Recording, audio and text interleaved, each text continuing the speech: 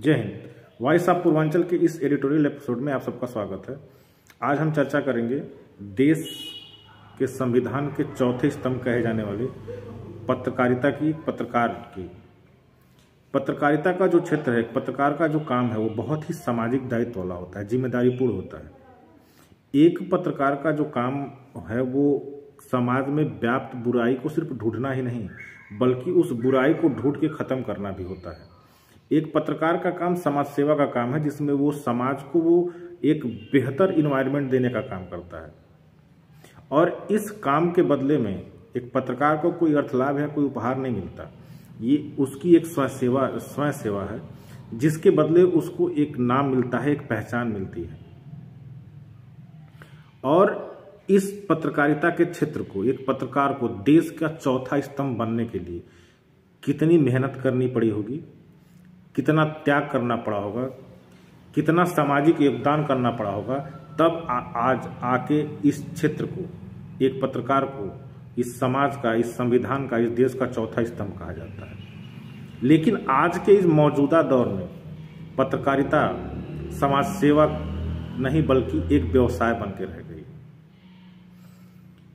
आए दिन कुकुरमुत्तों की तरह नए नए पोर्टल्स, यूट्यूब चैनल्स, कई ऐसे बैनर्स जो प्रिंट में नहीं है बल्कि फाइलिंग में है, जिन्होंने अपने नाम को जिंदा कर रखा है, उन्होंने पत्रकारिता के इस क्षेत्र को, इस समाज सेवा को एक व्यापार बना दिया है। हम आप सभी जानते हैं कि इन बैनरों का काम बस इतना है कि ये व्यावसायिक रूप में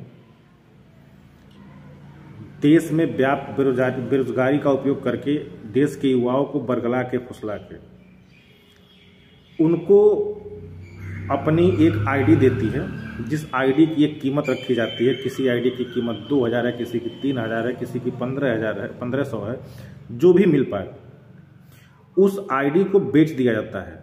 आप समझ रहे हैं, वो बैनर सिर्फ उस आईडी को नहीं बेच रहे हैं, बल्कि पत्रकारिता जैसे रेपुटेटेड एक नाम को, एक समाज सेवा को बस कुछ चंद रुपयों में, चंद पैसों में, 1500 में, 2000 में, 2500 में बेच दिया जाता है। और वो बेरोजगार युवा उस आईडी को समाज सेवा के लिए नहीं लेता, बल्कि उस पैसे को वो इन्वेस्टमेंट समझता है और उस आईडी को गले में टांग के, अपने वाहन में डीजल पेट्रोल भरा के, वो उस आईडी को एक व्यवसाय के तौर पे लेते हुए अपने इन्वेस्टमेंट को रिकवर करने निकल जाता है, अपनी कमाई करने के लिए निकल जाता है। युवा अवस्था में कदम रखते ही एक व्यक्ति की जो सबसे बड़ी चाहत होती है, वो होती है अपना एक नाम बनाना, अपनी एक पहचान बनाना और अपने छोटे मोटे जरूरतों, खर्चों को पूरा करने के लिए कुछ पैसे का इंतजाम करना। एक युवा के इन्हीं सारी सेंटिमेंटों का दुरुपयोग करके ये फर्जी तरीके की जो प्रेस के नाम पे, प्रेस का नाम बदनाम करने वाले ये जो वो बैनर हैं, ये इन युवाओं को बरगलाते हैं। और युवा क्या है, इनके चक्कर में वो आईडी लेके लोकल थानों पे, प्रशासनिक कार्यालयों में, अन्य जगहों पे अपना भौकाल बनाने के नाम पे इस पत्रकारिता के क्षेत्र को बदनाम करते हुए चले जा रहे हैं। इन युवाओं को भी समझना होगा कि पत्रकारिता का काम इतना आसान नहीं है। ये एक सामाजिक दायित्व का काम है। ये असहायों व निरूहों के चेहरे पे खुशी देने का काम है, पैसे कमाने का काम नहीं है।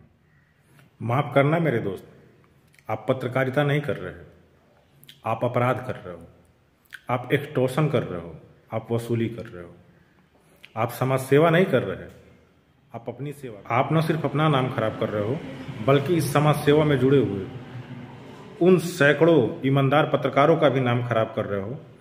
आप देश के संविधान का चौथा स्तंभ कहे जाने वाले पत्रकारिता का नाम खराब कर रहे हो।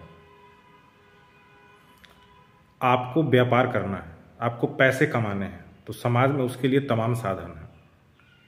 आप किसी अन्य माध्यम को चुन सकते हो। अगर आपके ऊपर प्रेस का ठप्पा लगा है, पत्रकारिता का मोहर लगा है, तो आप एक समाज सेवी हो, स्वयंसेवी हो। आपका काम समाज की बुराइयों को खत्म करना है, समाज में बुराइयों को बोना नहीं है। आपका काम भ्रष्टाचार को खत्म करना है, भ्रष्टाचार करने वालों के ऊपर दबाव बना के उनसे वसूली करना नहीं है। आपके इस आप छोटे से कृत्य की वजह से पूरी पत्रकारिता जगत का नाम खराब होगा और आने वाले समय में पत्रकारिता की ये हालत हो जाएगी कि किसी भी भ्रष्टाचार करने वाले को, किसी भी बुराई करने वाले को, किसी पत्रकार या पत्रकारिता का कोई दम, कोई डर नहीं रह जाएगा। आप समाज को किस दिशा में लेके जा रहे हो आपको सोचना पड़ेगा। अगर आपके अंदर जज्बा है, आपके अंदर जुनून है, आपको समाज सेवा करने की क्षमता है, अगर आप समाज के लिए कुछ करना चाहते हो तो आप पत्रकारिता के क्षेत्र में आओ। अगर आपने आईडी ली है, अगर आपके नाम के आगे पत्रकार जुड़ चुका है तो उस पत्रकार नाम लोकल अथॉरिटीज और इस क्षेत्र से जुड़ी अन्य संस्थाओं को भी ये देखना पड़ेगा, ये फिल्टर आउट करना पड़ेगा कि प्रेस के नाम पे उनके साथ अगर दोहन हो रहा है तो उनको आवाज़ मुखर करनी पड़ेगी, उनको इसकी शिकायत करनी पड़ेगी ताकि इस क्षेत्र में व्याप्त इस बुराई का समाधान हो सके। प्रशासन को भी ये चाहिए कि वो इस दिशा में कुछ ऐसी गाइडलाइन बनाए, कुछ ऐसे फिल्टर्स बनाए जिससे इस तरह के लोगों को, जो इस प्रतिष्ठित क्षेत्र को, प्रतिष्ठित नाम को बदनाम करने की कोशिश कर रहे हैं, उनके खिलाफ कार्रवाई हो।